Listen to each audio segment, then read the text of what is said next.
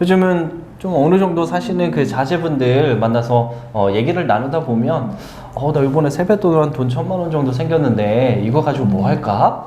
이렇게들 맞아요. 얘기하시는 분들이 있어요. 부럽. 저도 부러워. 그럴 때마다 너 그러면 증여세 신고해야 돼 라고 이제 말씀을 드리곤 하는데요. 그래서 이와 관련해서 많이 궁금해 하시기 때문에 저희가 그거를 오늘 단도직입적으로 말씀을 드리도록 하겠습니다. 은정세무사님, 네. 세뱃돈 받으면 증여세 신고해야 하나요?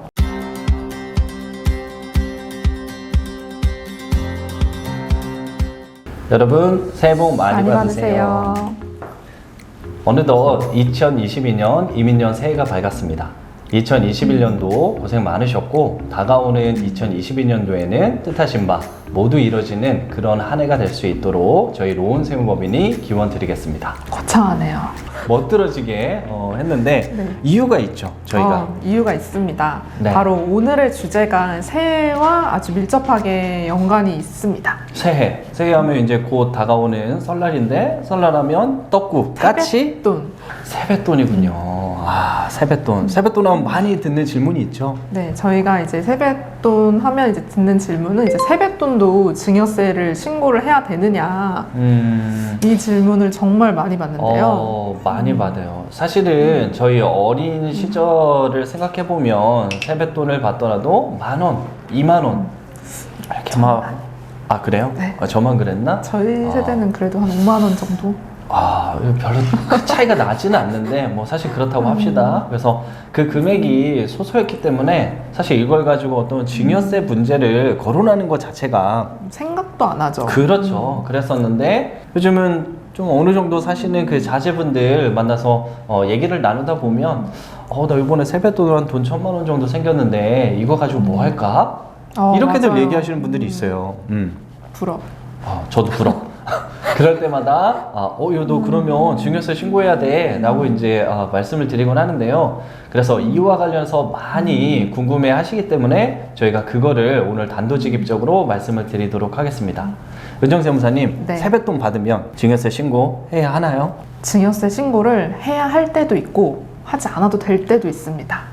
이런 답변은 별로 좋아하지 않는데요. 그래도 이제 그런 이유가 네. 있을 것 같아요. 왜 그래서 그런가요? 네. 오늘 어떤 경우에는 증여세 신고를 해야 되고 어떤 경우에는 하지 않아도 되는지를 이제 네네. 설명을 드릴 건데 그에 네. 앞서서 먼저 증여의 개념에 대해서 말씀을 드리려고 합니다. 좋죠. 네, 세법에서 말하는 증여는 그 거래의 형식이나 명칭, 목적 등과 상관없이 타인에게 경제적 가치가 있는 재산을 무상으로 이전하는 것이라고 규정을 하고 있습니다. 맞습니다. 그럼 세뱃돈도 이제 생각을 해보면 타인에게 무상으로 현금을 이렇게 주는 거기 때문에 당연히 증여에 해당하게 됩니다. 이제 그렇다고 해서 이 세뱃돈마다 다 증여세를 내야 하면 좀 너무하니까. 그렇죠. 그걸 다 확인할 수도 없고 네. 사실은 뭐 그 금액이 얼마 되지도 않는데 그거를 그쵸. 신고하는 것도 어렵죠. 네. 네, 그래서 세법에서는 비과세되는 증여재산을 규정을 하고 있는데요. 이런 사회통념상 인정되는 범위에 생활비나 용돈,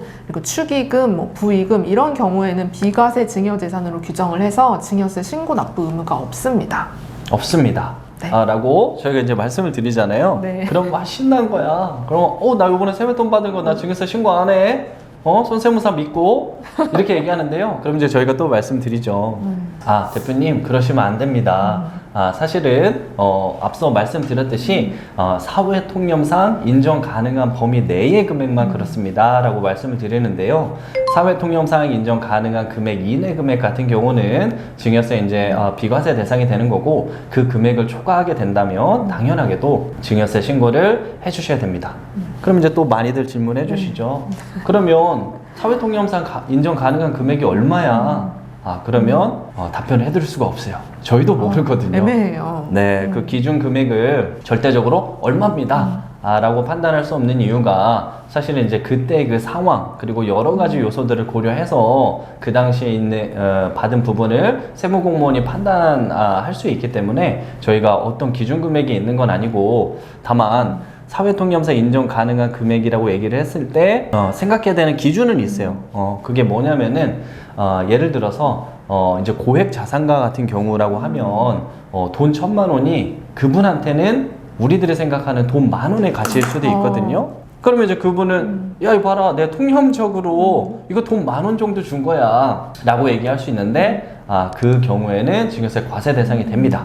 그 이유는 계속 말씀드렸듯이 사회 통념이라는 거는 사회 전반적인 구성원 모두가 생각하는 그런 금액이기 때문에 그냥 우리가 쉽게 생각을 해서 야 이 정도는 좀 문제가 좀 있는데 찜찜한데? 라고 네, 생각이 하면은 드시면 그러면 신고를 하시는 게 맞다 정도로 알고 계시면 되고, 그리고 또 하나 생각하셔야 되는 거는 세뱃돈을 주시는 분과 그리고 이제 받는 분이 있는데, 받는 분 입장에서는 뭐 수십 명이 주셨다고 하면 그 가액이 이제 커지잖아요. 근데 그렇게 판단하는 건 아니고 주신 분 입장에서 뭐 10만 원을 줬다.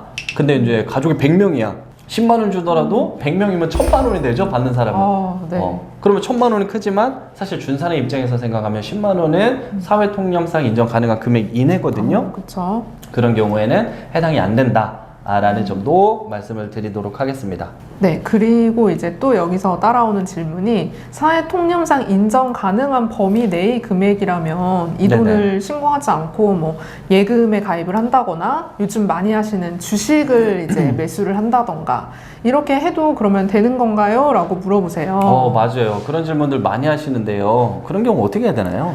근데 이제 생각을 하셔야 될 게 세법에서 비과세로 규정한 이런 축의금, 생활비 이런 것들은 소비를 목적으로 하는 경우에만 해당하기 때문에 만약에 이런 세뱃돈을 받아서 이걸 사고 싶은 걸 산다거나 해서 소비를 하면 비과세로 신고 납부 의무가 없지만 이거를 소액이라도 모아서 정기예금에 가입을 한다든지 주식을 매수한다든지 해서 자산을 형성하게 되면 이거는 비과세되는 증여재산으로 보지 않아서 증여세 과세 대상에 해당하게 됩니다.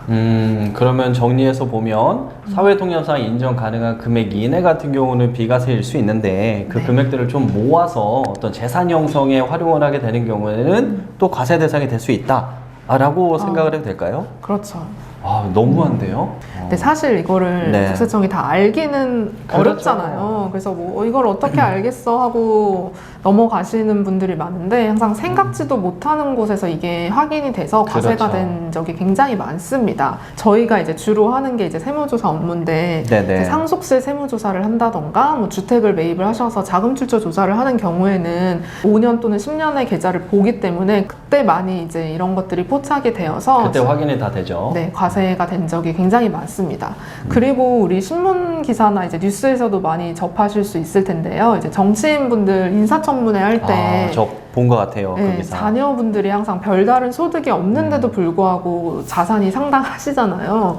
이거 어떻게 된 거냐, 증여세 신고 내역도 없는데 어떻게 이 자산을 형성한 거냐 하시면 이제 우리 가족이 많아서 이제 세뱃돈 받은 것들을 이제 자녀가 쓰지 희한하게 않고 정치인들은 가족들이 많은 것 같아요. 그러시더라고요. 왜 그런지 모르겠어요. 네. 그래서 이거를 모아가서 한 해 한 해 저금을 해서 이거를 모아놓은 거다라고 이제 소명을 하셨다가 뒤늦게 이제 증여세 과세 대상인 걸 몰랐다 하시고 증여세를 이제 몇천만 원씩 신고 납부한 경우도 이제 자주 접할 수가 있습니다.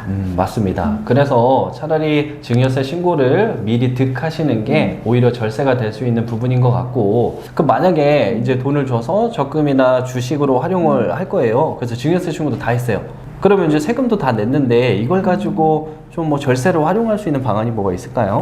네, 이때 이제 활용하실 수가 있는 게 바로 증여재산 공제입니다. 이제 다들 많이 아시겠지만 직계 존속의 경우에는 미성년자인 자녀에게 10년마다 2천만 원씩, 이제 그 외 기타 친족의 경우에는 1,000만 원까지 공제를 받을 수가 있기 때문에 맞습니다. 이런 공제를 활용하셔서 공제가 가능한 한도 내에서만 미리 세뱃돈이나 이렇게 받은 거를 신고를 하고, 공제가 되기 때문에 이제 세금 납부도 없으시죠. 네네. 이거를 활용하셔서 요즘에 많이 하시는 이제 우량주를 잘 선택을 하셔서 자녀에게 증여세 신고를 하고 우량주를 미리 매입을 하시는 거예요. 너무 좋은 방법이죠. 네, 그러면 이제 증여재산 공제 이내의 범위이기 때문에 증여세 납부도 없고, 이후에 이 매수한 주식으로부터 배당금 수익이 나온다든지 이렇게 엄청나게 이제 몇 년 뒤에 상승을 해서 이 매각 차익이 엄청나게 나오는 경우에도 이거에 추가적인 증여세 부담이 없기 때문에 이 제도를 활용을 하시면 이제 상당히 좋습니다.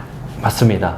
그래서 일부의 이런 지성이 있으신 부모님들이 사전에 미리 증여하고 증여공제 이내를 10년마다 맞춰가지고 성인이 될 때까지 많이 활용을 하시는 경우가 있는데요. 여기에 유의사항이 있습니다. 빠지지 않네요. 그렇죠. 저희 영상 보면은 다 말씀드리고 꼭 유의사항을 말씀드리는데 여기도 네. 마찬가지로 꼭 신경을 쓰셔야 되는 부분이 있는데 그게 뭐냐면은요. 증여신고를 하고 자녀 명의로 계좌를 개설해서 주식을 운용할 때 그 운용 내역이 뭐 매일같이 사고 팔고 해서 주식 운용을 빈번하게 했다라고 단타를 한다면 치셔서 그렇죠. 단타.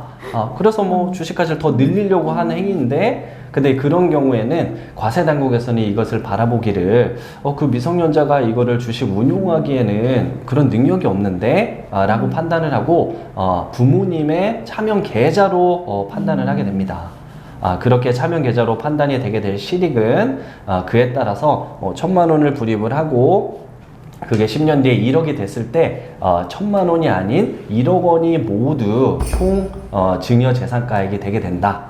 라는 부분을 확실하게 말씀을 드리도록 하겠습니다. 그리고 더하여서 마지막으로 또 많이들 질문하시는 내용 중에 하나가 그러면 축의금이나 세뱃돈 받은 걸 가지고 주택을 매입할 때 자금 원천으로 활용을 해도 되나요? 라는 질문을 해주시는데요. 나눠서 좀 설명을 드려야 될 것 같아요. 일단 세뱃돈 같은 경우는 말씀드렸다시피 작은 금액이더라도 재산 형성을 하는데 활용을 했다면 증여세 신고를 하시고 활용을 하셔야 되는 부분이 있고 축의금 같은 경우는 이게 몇 명이 아니고 사실 다수잖아요. 굉장히 많은 분으로부터 소액으로 분산돼서 들어온 부분이 있기 때문에 이게 누구한테 얼마씩 받았는지에 대한 증빙을 방명록 등을 통해서 적격 증빙을 구비할 수 있다면 그렇게 자금 원천으로 사용할 수 있는 부분이 있습니다.